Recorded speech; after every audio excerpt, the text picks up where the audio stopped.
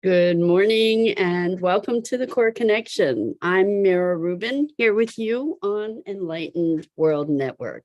And today's topic is, who are you? Are you your beliefs? Are you your behaviors? Are you your past? Are you your future? Are you your potentials? I think it's going to be a really interesting conversation. Good morning, Dido. Thanks for being here with us. Welcome to you and to everybody else who's joining us. I apologize for the late start this morning, but it's great to be here with you. Good morning, Rosalind. Welcome. So good to have you join us. Today, we're talking about who are you? And because I'm late, I'm going to skip our morning settling in, so we get to just dive right into it. I think the who are you question is so valuable to really look at taking it seriously, because most of the ways that we define ourselves are mutable. You know, our beliefs change, our perspective on the past even changes, our relationships change, our behaviors change, our emotions change. So who are we? Maybe we're change. The thing that we want to look at is that we are not our behaviors. We are not our beliefs. So much of the way that we identify in the world, we're not our gender. We even see the gender changes or is on a spectrum, or expression of sexuality also changes. So what are we?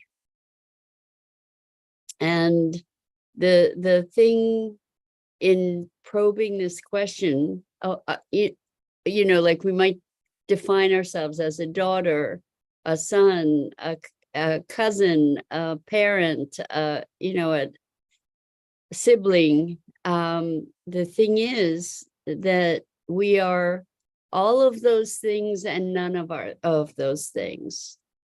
So to be all of those things and none of those things, who are we? And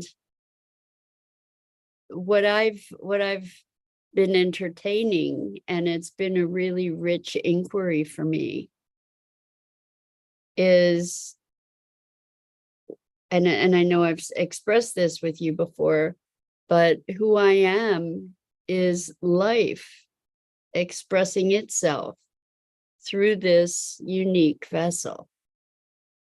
And try that on. Maybe it's not the ultimate answer. Many of us believe that we are spirit manifest in a physical form. Certainly we're consciousness manifest in a physical form. And what does that mean? I tend to believe that who we are is life knowing itself, that all the different expressions of life that there are informing life or consciousness or God or whatever you want to call this unifying intelligence or presence. It's a fascinating question, because for one of many reasons, because we tend to beat ourselves up for how we are. We have all kinds of stories about who we are, not good enough, not this, not that, or too much of this, too much of that. Sorry, my eye is just watering this morning, which is interesting. When we think of ourselves in terms of I. So it's interesting that we're talking about this and my eye is watering. I don't know what that means, but it's kind of interesting. Anyway, I think that we get to de-identify with many of the things that we believe ourselves to be, and perhaps identify with something that encompasses all of it, but is not limited to any of it, if that makes sense. So we're often told to let go of things, and meaning emotions, let go of anger, let go of regret, let go of all these things. And this is another conversation that we've had a bunch about how, being Westerners, we're oriented toward acquisition, not letting go. You know, we've been cultivated to be materialists and consumers, and to acquire things and to define ourselves by our things even. And so when we think about letting go, it's kind of in opposition to our foundational orientation and programming. So I came up with, instead of letting go, expanding to include. And Rosalind, I see your comment, and I'll respond to it in a minute. I just want to complete this thought. That if we can expand to include our beliefs, our behavior, our the parts of ourselves that we like and don't like, the parts of ourselves that have trauma, the parts of ourselves that we might be inclined to want to exile, if we can expand to include all these parts, then I am not any one of them explicitly or exclusively. And in fact, I am whatever it is that encompasses them all. And so when we expand to include all these different identities, all these different elements that make us, or that shape the expression that we are, then we can recognize that we're not any one of them, any singular one of them, but that in being all of them, we become all of life. We become everything and nothing all at the same time. So Rosalind says one can get lost in the notion of I am no one. What's a better way to navigate in that realm? So this notion of expanding to include is kind of I am everything and I am nothing all at once. I am no thing. I am no one thing. There's a wonderful saying, and I don't know who coined it. I'll bet you might, Dido. But we contain multitudes, or I contain multitudes. And this is true. This is true. We have such a multitude of expressions. The way that we navigate life over the course of our lifetimes, we express in multitudes of different ways. We hold multitudes of different beliefs. We have multitudes of different appearances. And they may be within a certain spectrum, but there are multitudes within that. It makes me think of Zeno's paradox, which says that you can, technically, which it doesn't jive with our experience of reality, but if we look mathematically, you can never get from point A to point B, because in order to get from point A to point B, first you have to traverse halfway, and then you have to traverse halfway, and then halfway, and halfway, and halfway, and theoretically you never ever get there. And we experience that we do get there, but it's interesting to recognize that there's an infinitude along the way. So Rosalind says, I'm just a collection of habitual patterns, reflections of my environment than what is real. So I don't believe that we are just a collection of habitual patterns or reflections of our environment. We're more. Clearly, we're more, right? So you say, what's real? That's the question of the day. Who am I? If all these things are kind of accoutrements or decorations or overlays, what is the essence that we are? What are we that encompasses and is greater than all of those patterns, beliefs, reflections, environments, all those things? What are we? And I love this question because it requires us to be experiencing our relationship to life in an entirely different way. So Dido says, and Dido, you're amazing. I knew that you would. Thank you for this. I Googled, I contain multitudes. It appears to be from a Walt Whitman poem. Thank you, thank you, thank you. So if we are no one thing, what is the one thing that encompasses all of those things? And we may not be culturally conditioned to be thinking about what is the unifying force here. What is the thing or the perspective, the notion, whatever, the concept, the umbrella that encompasses all of it. It's funny, years and years ago, I had a tumultuous upbringing, and I was the family member sent to family therapy, not regular therapy, family therapy. I was sent, and which I think is really interesting.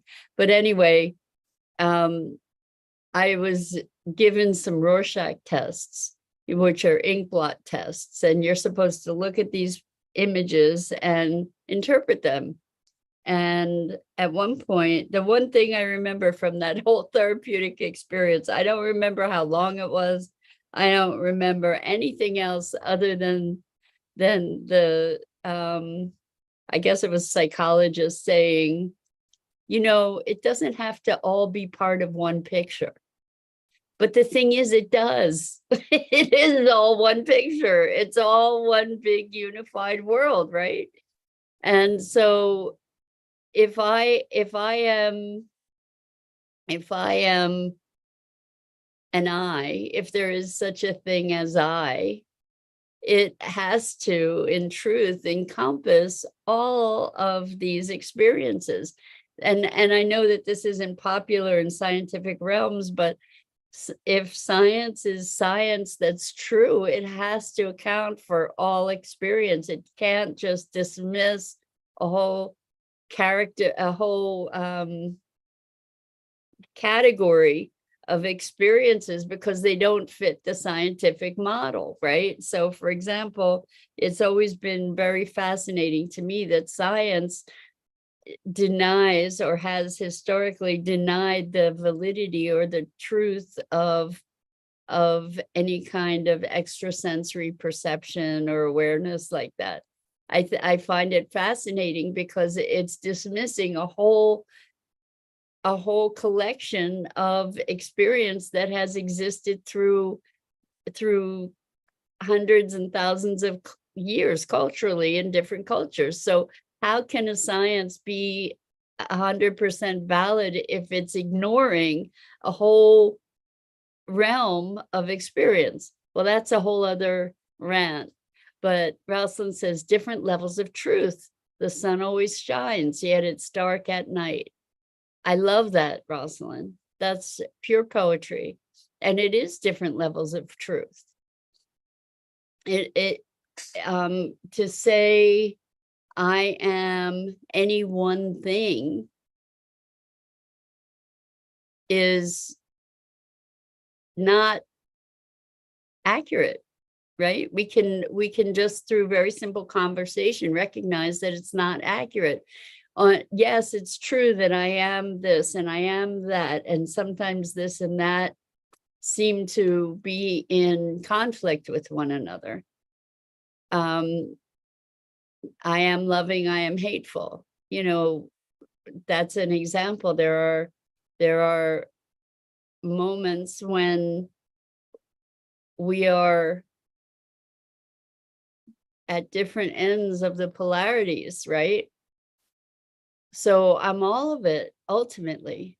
And when we identify with being angry, for example, we say I'm angry, I am angry, I am hungry, I am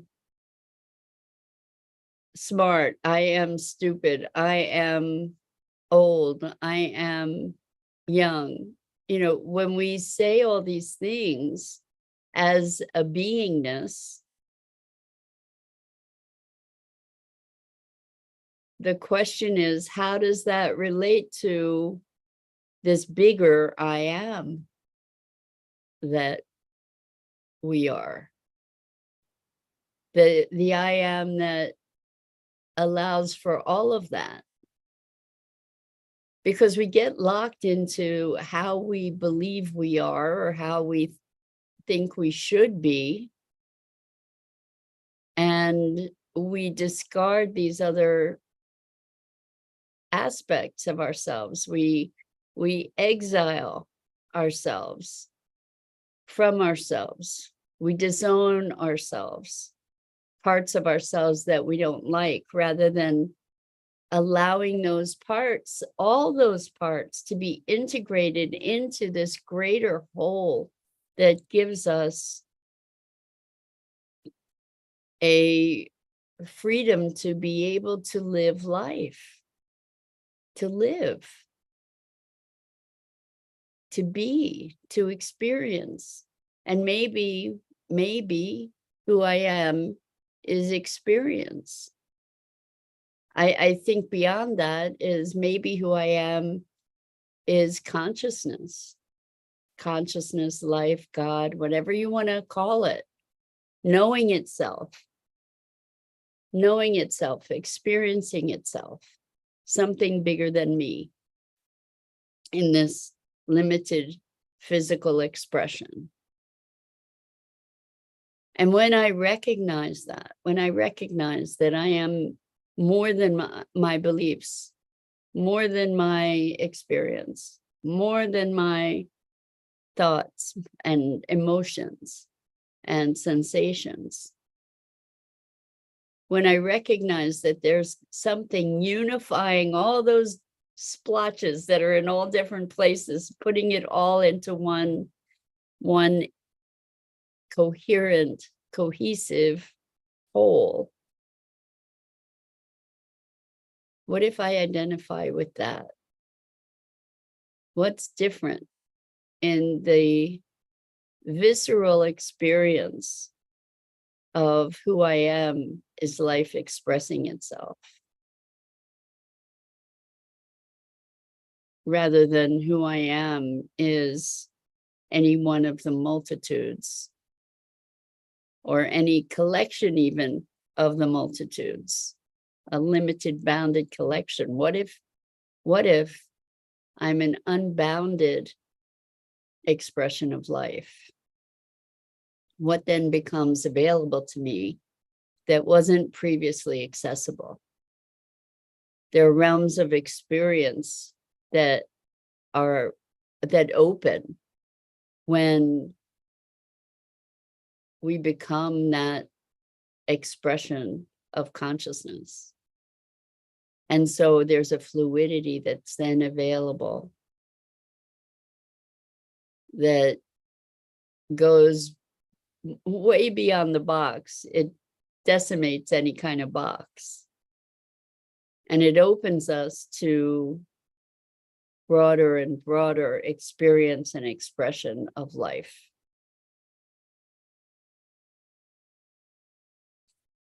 because there's a greater acceptance of all the pieces. There's a deeper integration. It starts to make more sense when we're an expression of life, and life is changing, ever changing.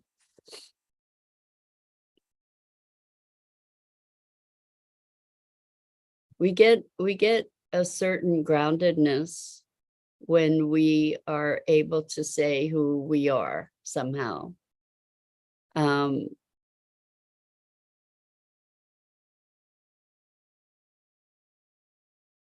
Rather than flailing in the confusion of who am I and what's real and what if I'm nothing and no one. We are no one, right? And yet, as we are no one, we are one. And when we become an expression of life, then we gain, at the very foundation, a connection to the rest of life.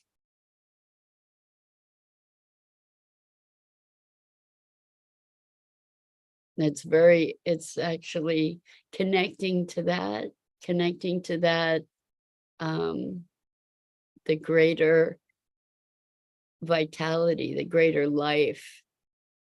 If we are an expression of life, then we are the in-breath and the out-breath of life in all of its expressions.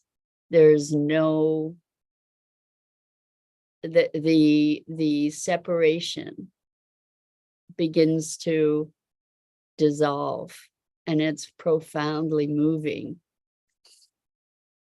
Rosalind says, I am not a boat. No one gets into a boat to make wakes. Where are you going? Is there a destination? I'm not a boat. No one gets into a boat to make wakes. Probably, well, people get into boat to go somewhere, right? So I'm not the boat. And so where are you going? Is there a destination? I gotcha. So maybe there isn't. We all, human beings certainly are destination oriented, right? We're all about getting there. And not about being in the journey for the most part. What if there really is no getting there? What if there really is no destination? What if the destination is just expansion and learning?